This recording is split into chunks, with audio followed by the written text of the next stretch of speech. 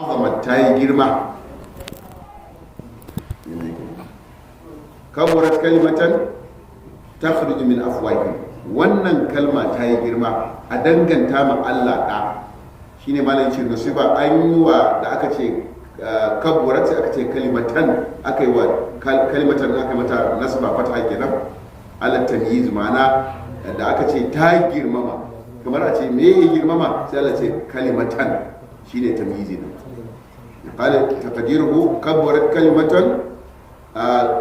كلمة تكاد كلمة وكيل من كلمة حذف من دم تخرج من أفواههم. wannan magana ta yi muni, ta girmama a cewa an danganta ma Allah da, domin an tauyi ubangiji. Ai gajiyayye shi ke bukatar da mu 'yan adam, mu mutane me yasa muke bukatar 'ya'ya don su gaje mu wata ko ba ba. Ko da kara da ran in ka girma, in dai dan mai hankali ne ya zama to ya amfani ka, ya rage maka wasu ɗawainiya na rayuwa. A bahaushe ma na cewa in jaka ta haihuta ko ta iya kayan kuma ne wata karin magana ake ba. Ma'ana abin da ake so a nuna shi ɗa ai bukata ce ke sawa a neme shi ta yadda zai zama ya zama maka hutu nan gaba. Yadda kai masa ɗawainiya yana karami, to kamata in ya girma kuma shi ya zo ya juya. Kamar wannan yana mana hannunka mai sanda, ya tausaya ma iyayensu. Amma Allah ya tsarkaka, ya girmama daga barin ɗa. Wannan kalma kaburat kalimatan takhruju min afwahihim ay tadhharu min afwahihim, wanda ke bayyana daga bakunan su. Iya kuluna ay ma yaquluna illa kadhiba, ba komai suke faɗi ba face ƙarya ce kurun suke shaci faɗi. Da haka Allah ta'ala ya fi ƙarfin ɗaukarkan ɗa. Allah ta'ala ya ce فلعلك باخع نفسك على آثارهم إن لم يؤمنوا بهذا الحديث أسفا إنا جعلنا ما على الأرض زينة لها لنبلوهم أيهم أحسن عملا.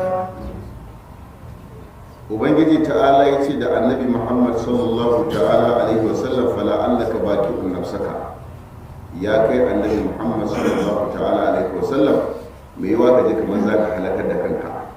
A ɗabi'a da tsari na Ubangiji ya sanya annabawa masu tausayin al'umma su ne.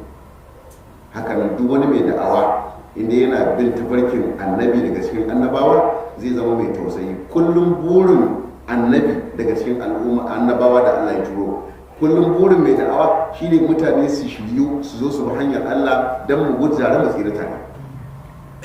Dukkan wani annabi bai so ya ga mutane sun kangare ma Allah, don ya san Allah zai musu azaba. Duk wani mai da'awa baya so ya ga mutane sun lalace, sun bi hanyar shedan, sun bi hanyar Allah, baya son haka. To sai Allah ta'ala yake labarta mana cewa annabi sallallahu alaihi wasallam yakan ji damuwa da bakin ciki, kamar ya kashe kansa saboda mutane ba su imani ba. Fala allaka baqi'un nafsaka ala atharihim, abasa an bu'dihim, idan mutanenka suka yi nesa da gaskiya, in lam yu'minu bi hadha hadisi, in ba su imani da wannan magana ba shine alqur'ani, asafan saboda damuwa da bakin ciki. Allah ta'ala ya lallashi manzon Allah sallallahu alaihi wasallam a wurare da dama. Fala allaka baqi'un nafsaka alla yakunu mu'minina cikin suratul shura. Allah ce mai yiwa ka je kamar za ka shi kanka da mutanen da ba su zama masu imani ba. Allah ce inna ja'alna ma alal ardi zinatan laha, lalle mun sanya abin da ke ban kasa, doran kasa, ado a gare ta. Linabluwahum ayyuhum ahsanu amala, dan mu jarrabi mutane mu ga waye zai zama mai kyakkyawan aiki. Ma'anar wannan shine inna ja'alna ma alal ardi zinatan laha, mun sanya abin da ke doran kasa. Imam Sa'idi a cikin tafsirin wannan aya yake cewa abin da yake doron ƙasa na tsirrai da gine-gine da shukoki da duk abin da kake gani. Wasu malaman suka ce ar-rijal, kamar yadda zamu ci, mazaji su ne ado a doron ƙasa. Shine fa in qila ayi zinatin min fil hayyati wal aqrab wa shayatin. To Allah ya ce inna ja'alna ma alal ardi zinatan laha, duk abin da ke doron kasa mun sanya shi a matsayin ado da kwalliya ga ita kasa din. To kaga a cikin doron kasa din ai akwai kunamu da macizai ko da shedanu. to su ma duk sun shiga cikin wannan. Wani zai iya tambaya ka, to in an ce wato ya me ado da kwalliya dangane da maciji da kunama da shedanu, kila ansa da aka ba su aka ce fiha zinatun, tabbas su ma ado ne.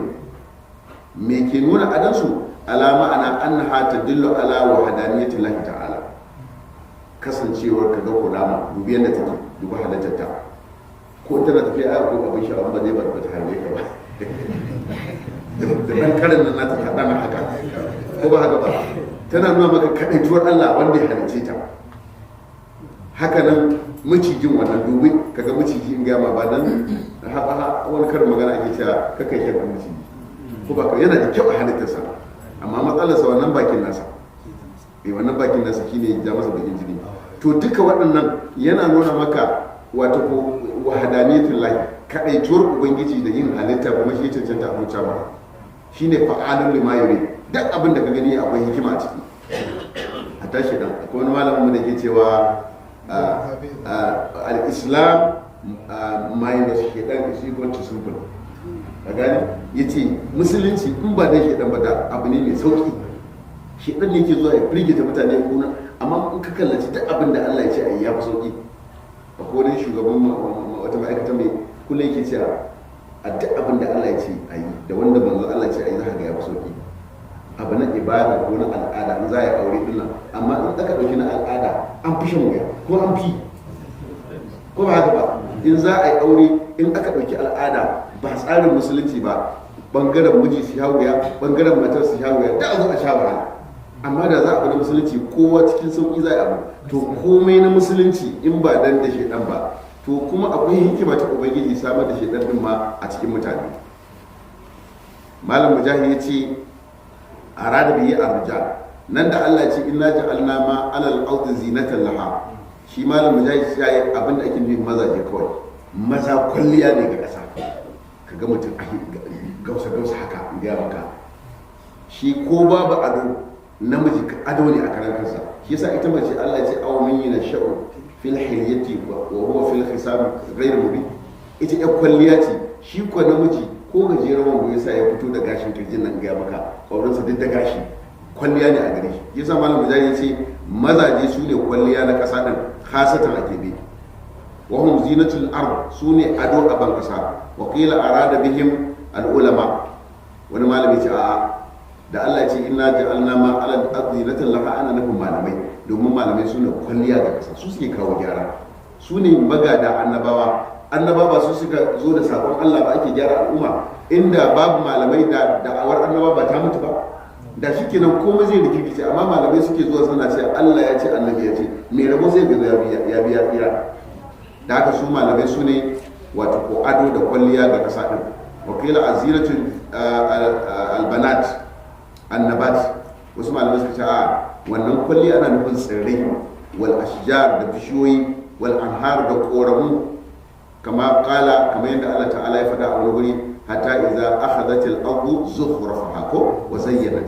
Allah ya hasi idan kasa ta dauki adanta ce kwalliya, ma'ana an yi ruwan sama, ciyawa ta fito, ta fidda tsirrai sun fito, sun fara furanni, kaga wani fari, kaga wani yalo, wani ja, abin sha'awa ga kinai.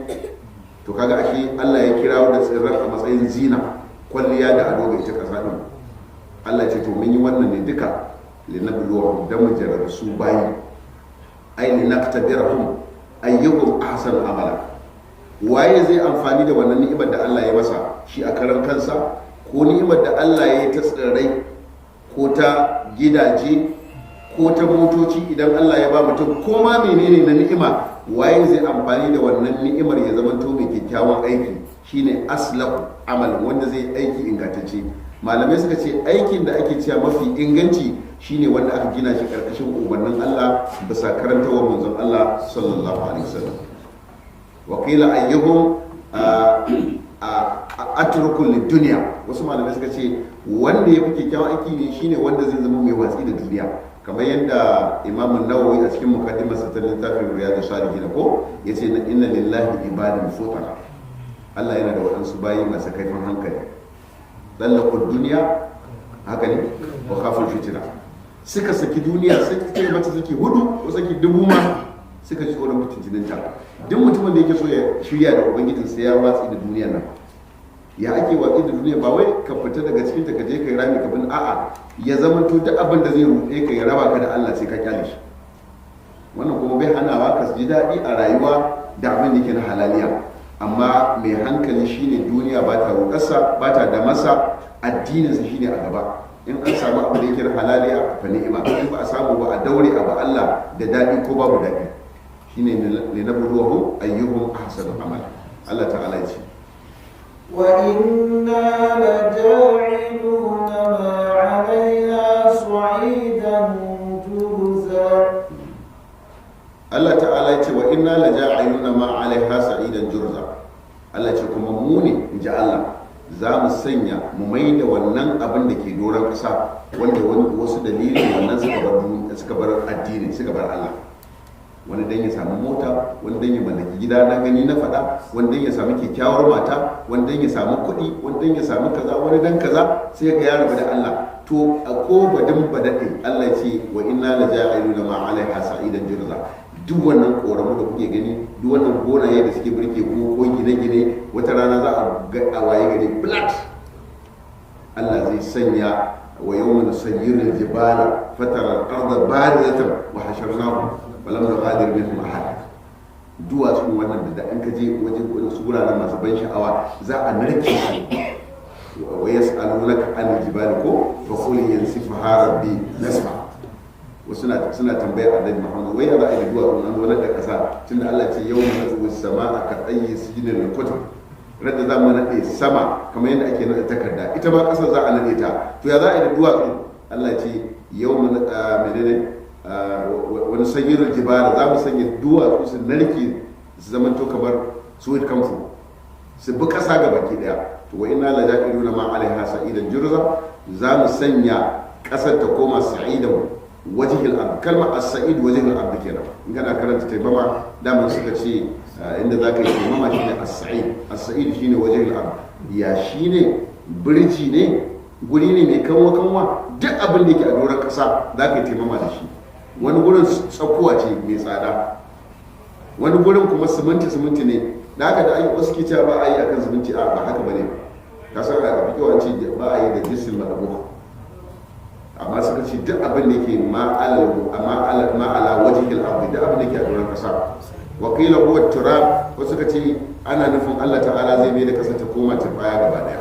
Juruzan ayya bisa bushashe, duk ruwan wannan Allah ya tafiye da shi.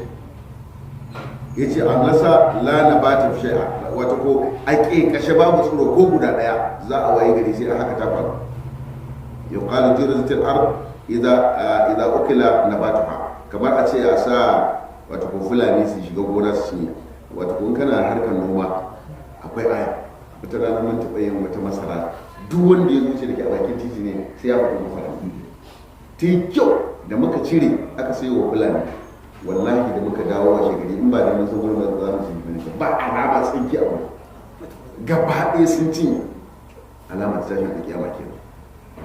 Allah ta'ala sai ce أم حسبت أن أصحاب الكهف والرقيم كانوا من آياتنا عجبا إذ أوى الفتية إلى الكهف فقالوا ربنا آتنا من لدنك رحمة وهيئ لنا من أمرنا رشدا.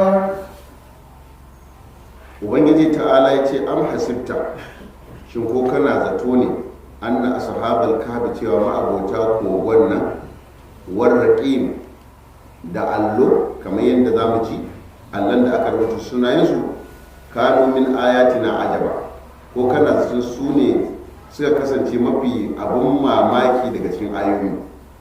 Yani abin nufi a zananta ya Muhammad sallallahu ta'ala alaihi wasallam, shin kana zato ne ya kai annabi Muhammad sallallahu ta'ala alaihi wasallam anna ashabal kahfi cewa ma'abota kogon nan warraqimi da kuma allan da aka rubuta sunayensu kanu min ayatina ajaba, sun kasance su ne mafiya ban mamaki daga cikin ayoyin da Allah ya ce hum ajabun min ayatina, su ɗin ababen mamaki ne daga cikin ayoyin amma ba su ne mafiya abin mamaki ba. Wakila ma'anahu innahum laysu bi a'jaba min ayatina. A wasu malamai suka ce abinda wannan aya ke nufi, Allah yana cewa ba wai su ne mafiya ban mamaki daga cikin ayoyin Allah ba. Fa inna ma khalaqtu min as-samawati wal ard, domin abinda na halitta, Allah ya ce abinda na halitta na daga sammai da kasai, kuma fi hinna da abinda ke cikin su na halittu daban-daban, min al-ajaibi na daga ababan mamaki, a ajaba min sun bi wadancan ashabul kafi din abin mamaki. In ba ku manta ba a cikin suratul Isra'i mun karanta faɗin Allah ta'ala wa yas'alunaka anil ruh ko karkashin wannan aya suka zo suna tambayar manzo Allah sallallahu alaihi wasallam dangane da meye ar-ruh. To sai abin da ya faru shine su kafiran Qurayshawa su ne suka ce to kamata ya tura wakilai zuwa garin Madina, lokacin ana ce mata Yasrib, cewa a je a tambayoyi Yahuda, su ne masu ilimi, su ba su wata satan ansa da za su yi wa Annabi Muhammad sallallahu alaihi wasallam tambaya ya kure. To shine suka turo aka gaya masu suka ce to ga wasu tambayoyi guda uku, idan ya ba ku ansa duka guda uku to shi ba annabi ba ne. Idan ya ba ku amsar guda ya kasa ba ku amsar ko daya, shi ba annabi ba ne ba. Amma in ya ba ku amsar guda biyu bai ba ku daya ba, to wannan shi annabi. Wasu wata ruwaya aka ce a yahudawa ne a junansu suka yi wani juna, suka ce su tambayi manzon Allah sallallahu alaihi wasallam. To in ba ku manta ba, daga cikin tambayoyin akwai waɗannan ashabul kafi, sai a je a tambaye shi dangane da ashabul kafi, waɗansu mutane ma'abuta wani kogo, ya ba su labarin su, sannan ya ba su labarin menene abu, sannan ya ba su labarin menene da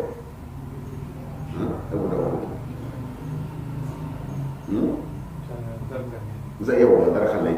Suka ce a tambayi wani mutum wanda ya je mahudan rana, ya je mafaɗar rana, duk ya gaya musu labarin.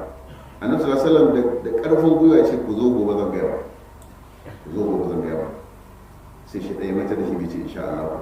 Suka dawo shi da Allah a cikin wannan zamu tada cewa wala taqulanna li shay'in inni fa'ilun zalika gada. Allah ya ce da karka sake cewa zan yi abu kaza gobe illa an insha Allah, sai ka ce in Allah ya yi. To anan shine yanzu za a ba mu kissar ashabul kafi a takaice daidai gwargwaro, kuma kamar yadda Qur'ani zai kawo mana su bayanin dala-dala. Malam yace wal kafu, shi kogo din huwal garu, da larabci aka ce alkafu ana nufin algaru, kogo kenan, fil jabali. Amma idan an samu kogon a dutse, banda kogon dorawa, banda na bishiya, a kogon da yake a dutse shi ake kira kafu. Wa ikhtalafu fi raqi, malamai sun yi sabani na fahimta wannan kalmar da aka ce am hasibta anna ashabal kafi war raqimi. To kafi dai kogo kenan, kogon dutse. Raqim fa, to malamai sun yi da juna wajen ilimi. Qala Sa'id bin Jubair, ɗaya daga cikin almajiran Abdullahi dan Abbas kenan, malamin alqur'ani ne, malamin tafsiri ne. To shi yace huwa lahu kutiba fihi asma'u ashabil kafi. Yace wato wannan raqim din wani allo ne wanda a cikinsa aka rubuta sunayen waɗannan mutane da suka shiga wannan kogo, wanda za mu ji kissa su yanzu insha Allah. Wa qissatuhum, to gashi za mu fara, muna neman taimakon Allah.